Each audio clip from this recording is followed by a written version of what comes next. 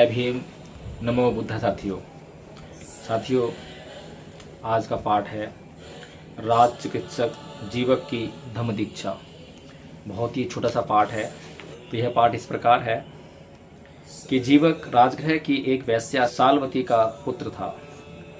जन्म के तुरंत बाद अवैध संतान होने के कारण उसे एक टोकरी में रखकर कूड़े की एक ढेरी पर फेंक दिया गया था। बहुत बड़ी संख्या में लोग कूड़े के ढेर के पास खड़े होकर बच्चे को देख रहे थे। राजकुमार अभय का उधर से गुजरना हुआ। उनके पूछने पर लोगों ने बताया यह जीवित है, इसी कारण उसका नाम जीवक पड़ा। राजकुमार अभय ने उसे गोद ले लिया और उसका पालन पोषण किया। तब जीवक बड़ा हुआ तो उसे पता लगा कि किस प्रकार उसको बचाया गया था। उसकी तीव्र अभिलाषा हुई कि वह दूसरों का जीवन बचाने के लिए स्वयं को समर्थ करे। इसलिए वह राजकुमार अभय को बिना बताए ही तक्षशिला विश्वविद्यालय चला गया और वहां उसने 7 वर्ष तक चिकित्सा शास्त्र का अध्ययन किया। राजगृह लौटकर उसने चिकित्सक के रूप में इलाज करना आरंभ किया और बहुत ही कम समय में अपने पेशे में नाम और प्रसिद्धि प्राप्त कर ली। उसने सर्वप्रथम साकेत के एक सेठ की पत्नी का इलाज किया। उसको रोग मुक्त करने पर उसे 16,000 कासार्पण, एक दास, एक दासी और घोड़े सहित एक गाड़ी मिली। उसकी प्रसिद्धि जानने पर राजकुमार अभय ने उसे अपने ही भवन में रहने को आवास दिया। राजगृह में ही उसने राजा बिंबिसार का भयानक भगंदर रोग ठीक किया। कहा जाता है कि इसके लिए उसे राजा बिंबिसार की 500 रानियों के आभूषण पुरस्कार के रूप में प्राप्त हुए।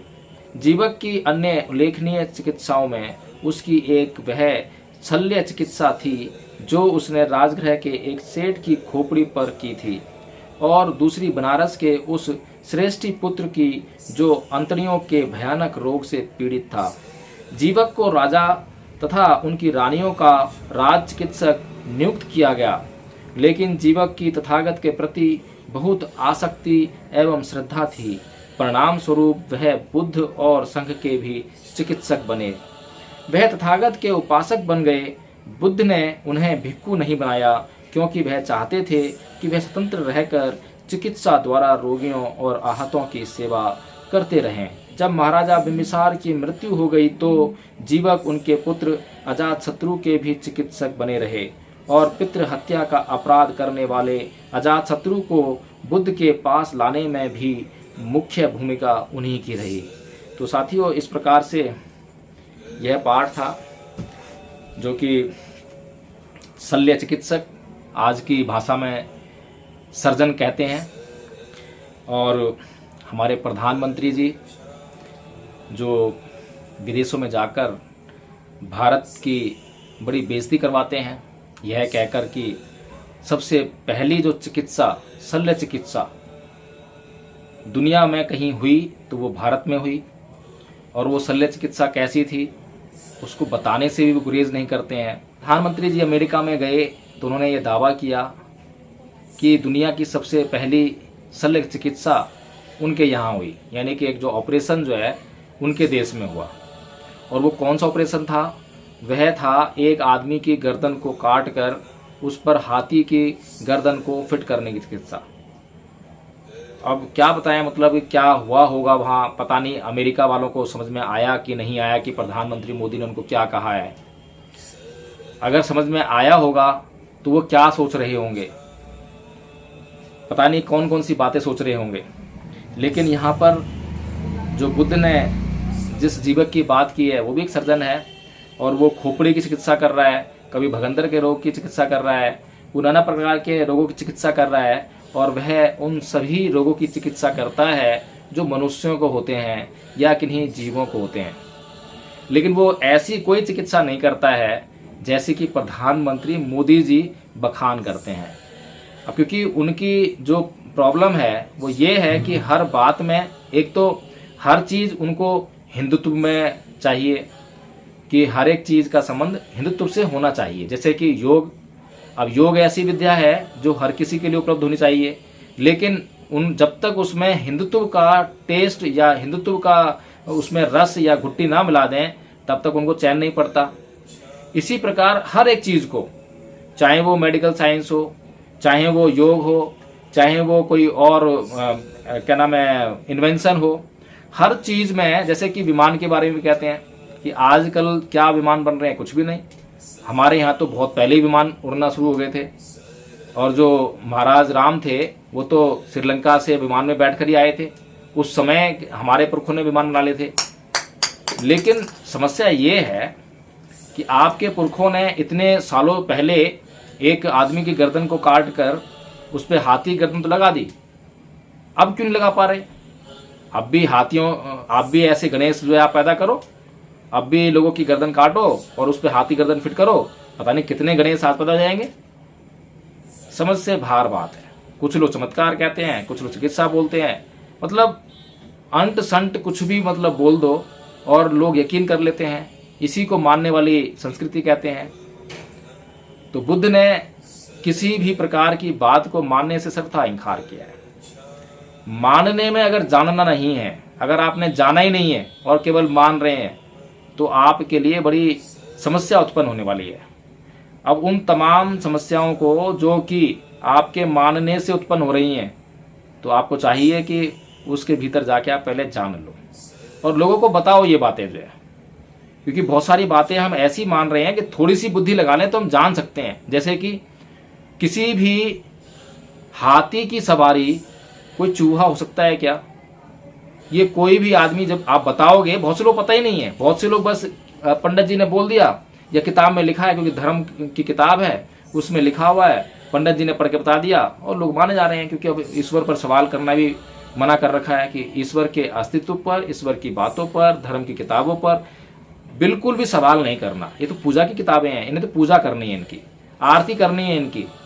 तो इस तरह से अगर आप ये छोटे छोटे सवाल जो है अपने क्षेत्र में डिस्कस करेंगे, लेकिन एक बात ध्यान रखें, ऐसी कोई भी बात डिस्कस करते समय आपके भीतर मैत्री का अभाव कभी ना हो, पहली बात। दूसरी चीज, कटाक्ष के रूप में कभी ना करें। तीसरी चीज, किसी को अपमानित करने के उद्देश्य से कभी कोई बात ना कहें। आप कभी भी कोई भी बात किसी भी व्यक्ति को अगर उसके कल्याण के हेतु करोगे, तो मैं ये समझता हूं कि आपकी बात उसे ज्यादा बेहतर तरीके से समझ में आएगी।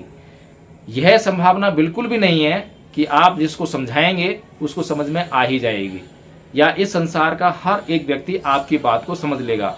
लेकिन इस बात का मतलब ये कतई नहीं है कि जो लोग आपकी बात को नहीं समझ रहे हैं तो उनको आप जो है मूर्ख घोषित कर दें, या फिर उनके प्रति आप अपने भीतर द्वेष पैदा कर लें।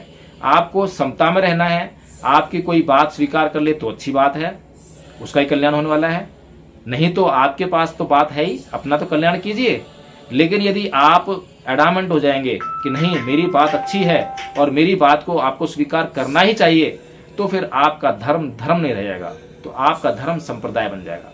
क्योंकि आपने गुट बना लिया है, आपने वर्ग बना लिया है, कम्युनिटी बना ली है, और आप उसकी संख्या को बढ़ाने में लगे हो गए। तो आपके उद्देश्य अलग हो गए हैं, आपका उद्देश्य भिन्न हो गया है। हाँ, आपके पास कोई भी चीज अच्छी है, लोगों का कल्याण कर सकती है, तो निश्चित तौर पर आपको वह चीज लोगों में बांटनी चाहिए। ये आपका धर्म है, आपका कर्तव्य है।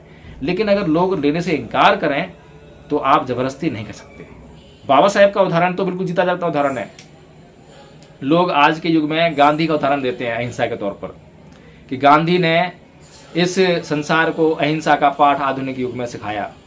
लेकिन वो बहुत बड़ा धोखा है, क्योंकि गांधी जी जब मरते समय हे राम कहते हैं तो वहाँ पर हम ये देखते हैं कि हे राम, जो राम है उनका संबंध अहिंसा से किसी भी तरीके से नहीं है। झूठ बोलते हैं गांधी जी।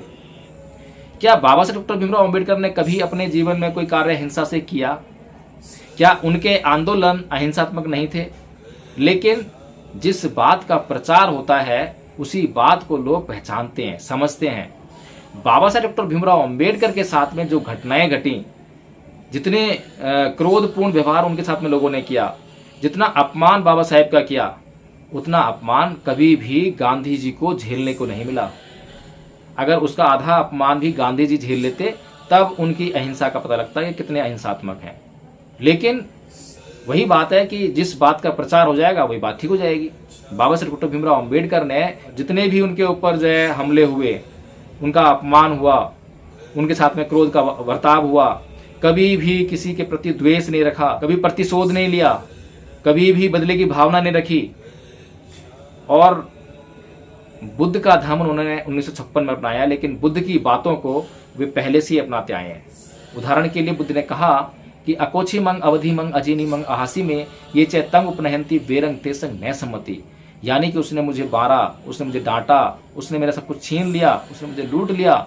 जो इस प्रकार की बातों को अपने मन में बनाए रखते हैं उनका वैर कभी शांत नहीं होता। तो बाबा साहेब ने पूरी जिंदगी क्या किया? क्या वो इतने बड़े बड़े काम, इतने महानतम काम, अगर वो इन बातों को अपने मन में बनाए रखते और उनका मन शांत नहीं होता तो क्या वो कर पाते क्या?